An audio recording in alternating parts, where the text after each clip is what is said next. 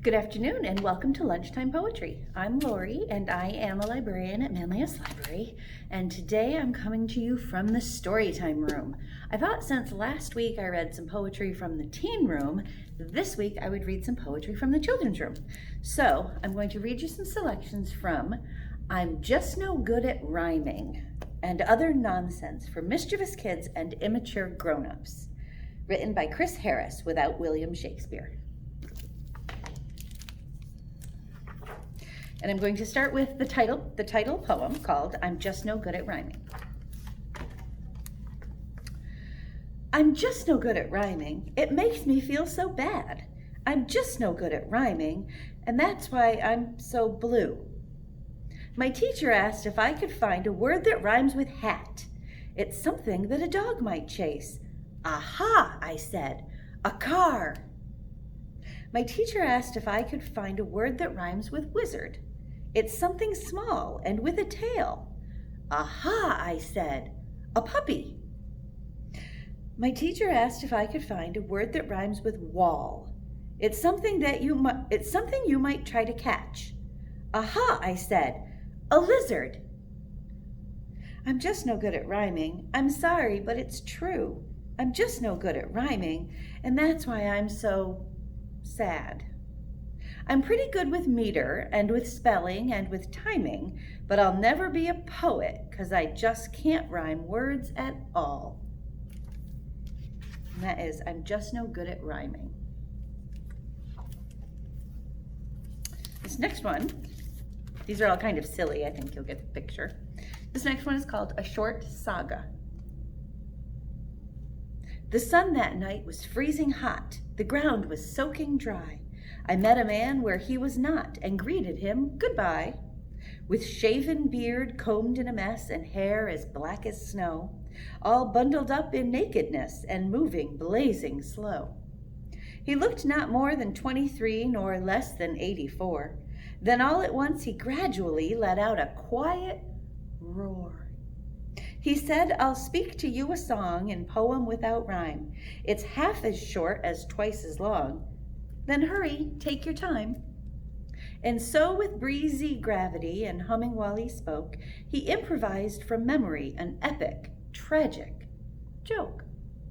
He told how many morrows passed in the unnamed land of Barrow. The evil hero loses fast a ring as straight as arrow. My eyes then heard the oddest smell. I stood up on my rear and said, this stranger I know well. Begone to my arms here. For you're my father, son of mine. You're wrong, sir, he agreed. Repeating then a different line, he spoke with plodding speed. I have no dad and twice the mother. Late at night one morn, while in their sleep they killed each other, years ere I was born. I said, then let's have never met. To this he nodded, no. This night I'll vividly forget, until back then, hello. I dropped myself into a stand, did quickly dilly-dally, and thus we parted, hand in hand, and climbed up to the valley. And that was A Short Saga.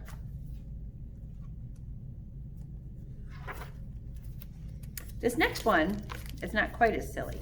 It goes out to everybody who's ever had an unexpectedly bad day. We've all had them. It's called Yesterday's Tomorrow. Yesterday's tomorrow sure was better than today. In yesterday's tomorrow, skies were blue instead of gray. My brother never pushed me down, our beagle didn't stray.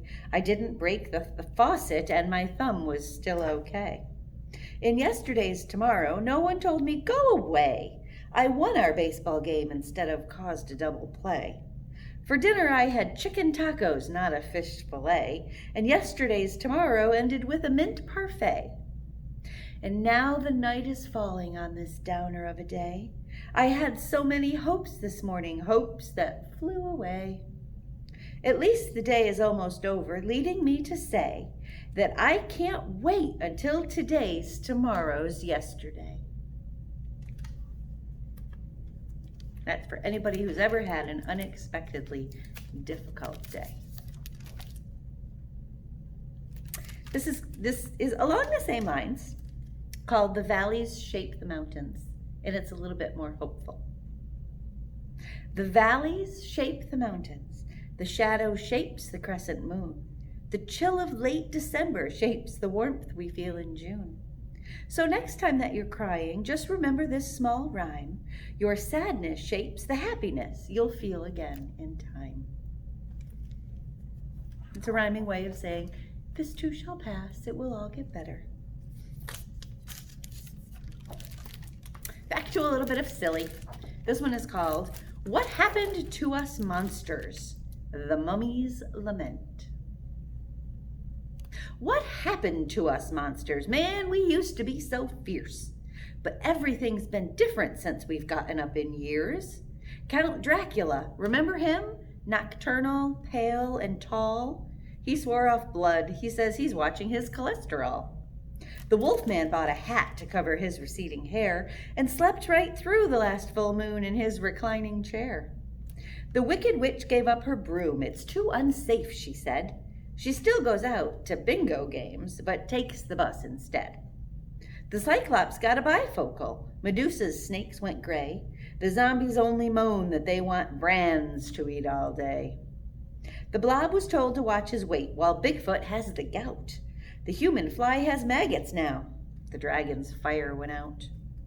Old Dr. Jekyll just plays chess each night with Mr. Hyde, while Frankenstein's a no-show since he went and got a bride. What happened to us monsters? Man, we used to terrorize, but now we're more concerned with rest and proper exercise. I used to think that nothing was as scary as my curse, but now I see that growing old is much, much, much, much worse. I guess I'll go on home. I can't believe how you've all slipped. If any monsters change your mind, come get me in my crypt. And that's What Happened to Us Monsters, the Mummy's Lament. I'll save that one for last. And I'm going to read this one. It's very sweet. It's called The World's Best Offer.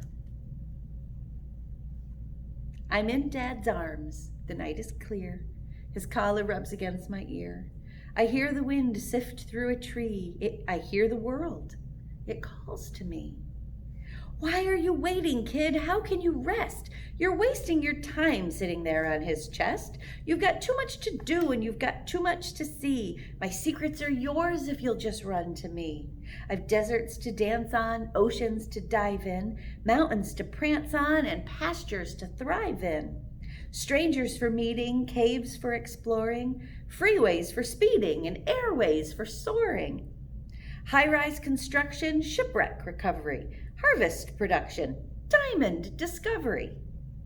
Turbines and combines with power untold, castles of silver and cities of gold. My treasures are waiting for you to come see. So hurry up, kid, hurry up, run to me.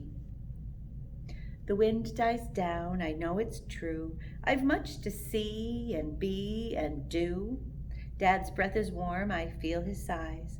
The night is still, I close my eyes. There's plenty of time for all that stuff. Tonight, right here is world enough. That's a good lesson. Don't rush it. And finally, a very, very short poem, an homage perhaps to one of my favorites. It's called Two Roads. Two roads diverged in a wood, and I took the one less traveled by. Since then I've been completely lost. Thanks for nothing, Robert Frost. And that's Two Roads. If you are signed up for the Manlius Library Teen Summer Reading Program, your secret code is BLUE, capital B, small L-U-E, BLUE. Just head on over to your account and click on today's poetry under events and enter the secret code for some extra points in the Teen Summer Reading Program. My name is Lorie. It has been my pleasure to bring you poetry from the children's room, from the Storytime room actually, at Manlius Library. You can find me here on the Manlius Library YouTube channel every Friday at noon for more poetry. Thanks. Have a great weekend. Enjoy the weather. Enjoy the summer. and happy reading.